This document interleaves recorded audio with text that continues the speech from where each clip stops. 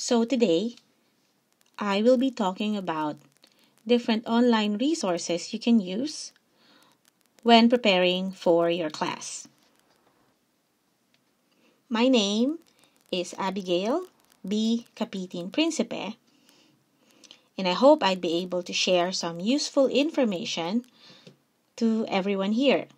Let me begin by talking about the learning management systems. So learning management systems, I'm sure as many of you know, it's a software that is designed specifically to create, distribute, and manage the delivery of educational content. An LMS is supposed to help us switch from using paper to digital. For classroom preparation, an LMS is very important for organizing class activities in one site or in one area. Now, one important thing when you're preparing for class is you have to have some place where you put everything in digitally. So it's like having your very own sort of organizer, but instead of paper form, it's a digital form. So having one area to put all your activities, this is what makes an LMS useful for many classes. There are many kinds of learning management systems. Usually, each university has their own system. If you look at the slide, there are 3 examples of learning management systems. One is Web Class, the other one is Web Campus, and Campus Square. I have experience using all these, and it is quite a learning process. But like I said, the good thing about an LMS is having one area to store your digital class materials. For this presentation, I would like to talk about 2 learning management systems that would help professors prepare for their classes. These learning management systems are commercially available and are more commonly used globally. The first is Google Classroom. Google Classroom is free for anyone with a Gmail account. There is, however, a paid version called the G Suite, and it's available for institutions or companies. I think many of you now probably has had the experience of using Google Classroom. Very briefly, let me talk about the pros and cons of Google Classroom. One very good thing for me about Google Classroom is that it is relatively easy to use and makes online class preparation more organized, especially since most of us already know how to use Google Forms or how to access Gmail. I guess most of us have a Gmail account. One thing I like about Google Classroom is it allows for scheduled uploads of materials and activities. For me, scheduled uploads is very important because it gives teachers the option to decide when to make the class materials or the assignments available. So when you're preparing your class, for example, you're preparing it, say, on a Sunday or maybe on a Monday, and the class is not until Tuesday or Thursday, you can decide to upload it or make it available on specific days and times. So for class preparation, I think this is a very useful option. Now, the thing I don't like about Google Classroom is it does not allow scheduling of multiple classes. For example, if you have the same assignment for 2 classes, because those are the same classes, you will have to upload and schedule these individually.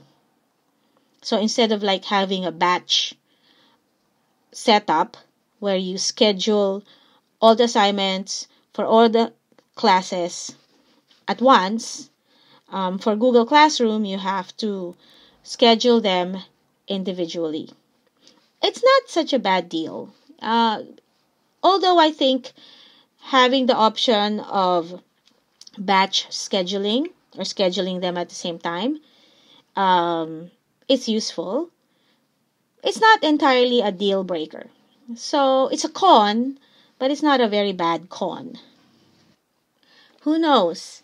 Maybe someday Google will update and make that option available. The second learning management system I would like to talk about is Microsoft Teams.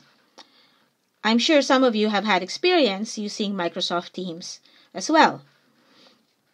Microsoft Teams is a collaborative platform, originally made for business, but works well as a learning management system. It comes free with a Microsoft 365 account. I think that's maybe one of the cons. If you don't have a Microsoft 365, it's gonna be hard to use Microsoft Teams. So from my experience, Microsoft Teams accounts are usually made by the university or the institution or the school where you work for. One good thing about Microsoft Teams is that it really integrates everything in one platform.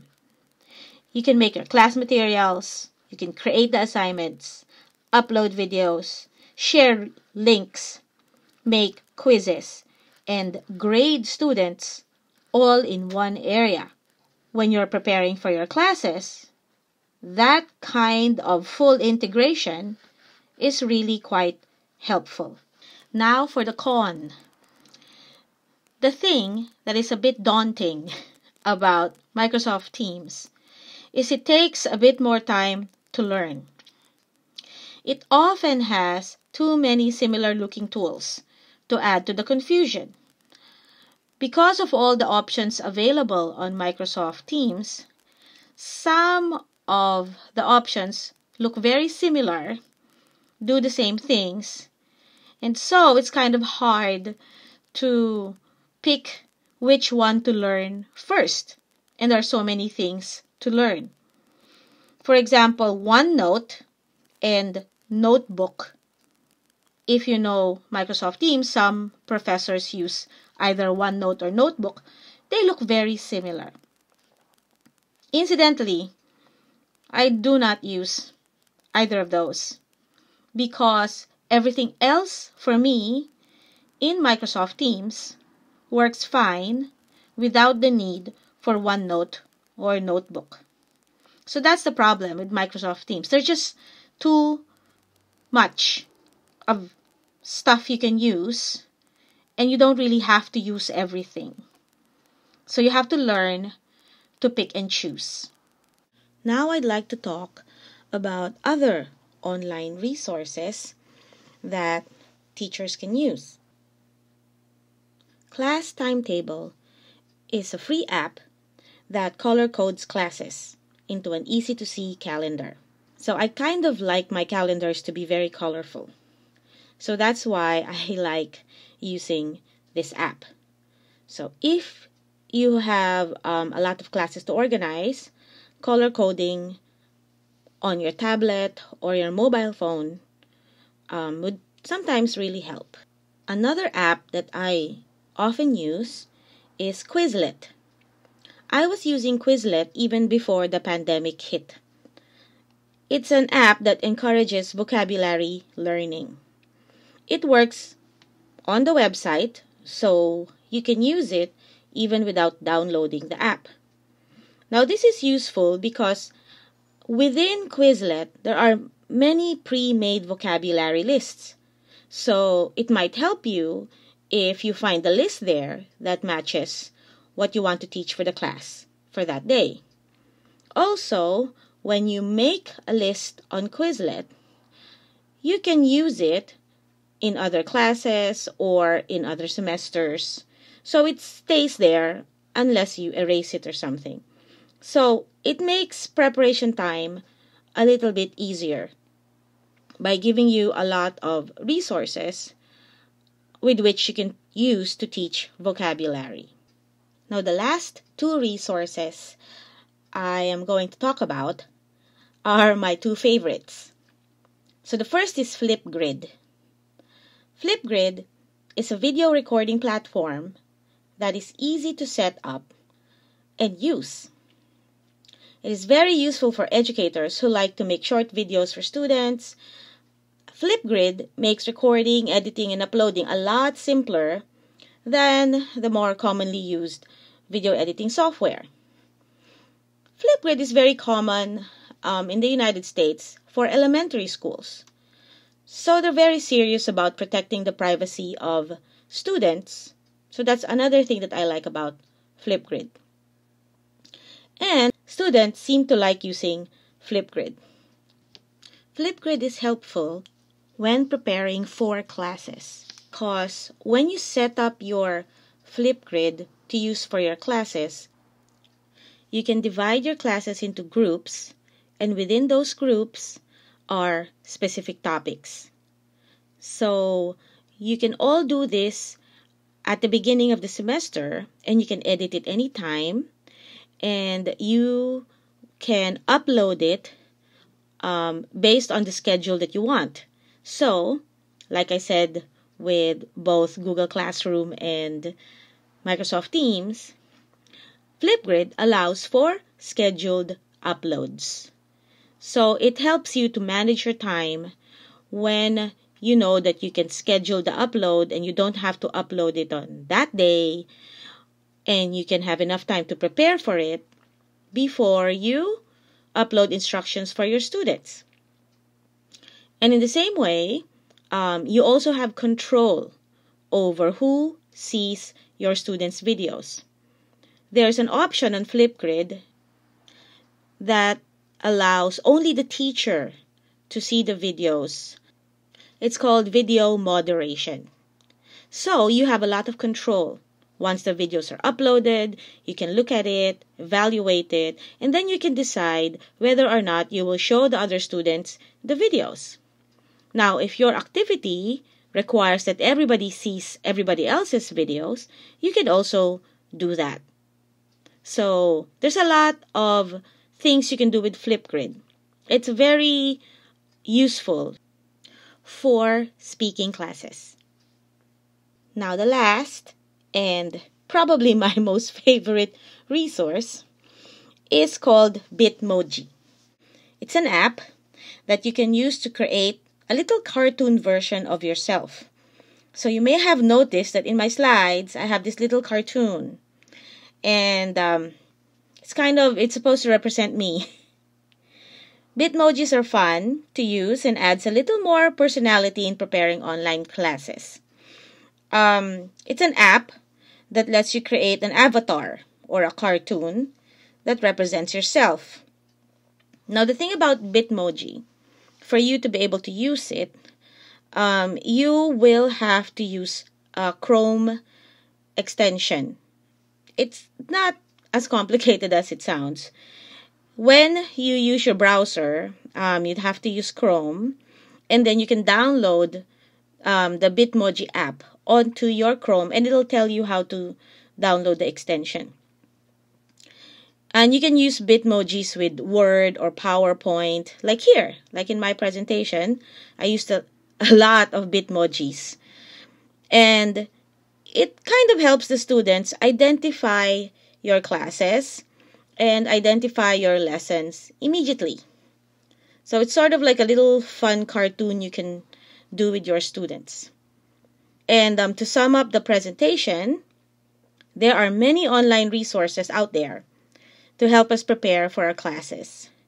When using online resources, it is important to identify your institution's online system.